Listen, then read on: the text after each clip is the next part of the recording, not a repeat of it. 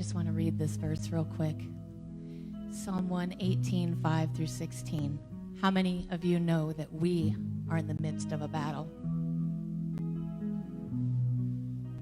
Yeah, it's pretty evident. You look around within our homes, within our church, within our community, within our country, within our world. Now is the time for us to take back what has been stolen.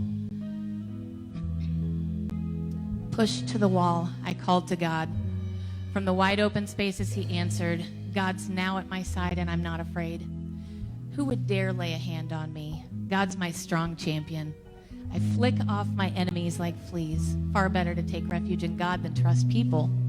Far better to take refuge in God than trust in celebrities. Hemmed in by barbarians. In God's name I rub their faces in the dirt. Hemmed in and with no way out. In God's name I rubbed their faces in the dirt. Like swarming bees, like wild prairie fire, they hemmed me in.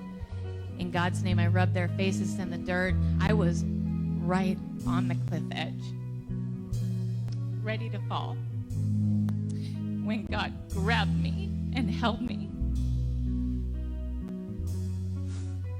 God's my strength. He's also my song, and he's my salvation. Hear the shouts, hear the triumph songs in the camp of the saved. This is where we're going to stand this morning, people. The hand of God has turned the tide. The hand of God is raised in victory. So this morning we're going to stand in victory.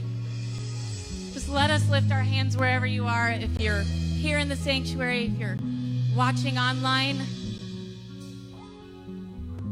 God, let us see that with you, we are unstoppable. Joseph was unstoppable. David was unstoppable. Gideon was unstoppable. Paul, let's talk about Paul. Paul says, if you let me live, I'll serve the Lord. If you kill me, I'll go to heaven. If you make me suffer, I'll have a bigger crown when I get there. The bottom line is, there's nothing you can do to stop me. Now, Jesus was unstoppable. Satan couldn't stop Jesus. When they were killing Jesus, they thought they were winning, but they were actually losing, because when that first drop of blood hit the ground, it sealed Satan's fate. Hallelujah. So through that, we are unstoppable. You are unstoppable. If Satan knew any better, he'd leave us alone. He cannot stop God's purpose. He wants us frustrated. When we get frustrated, what do? We quit. So my message to you this morning, never give up, never cave in, never quit. The only way we lose is if we say we quit.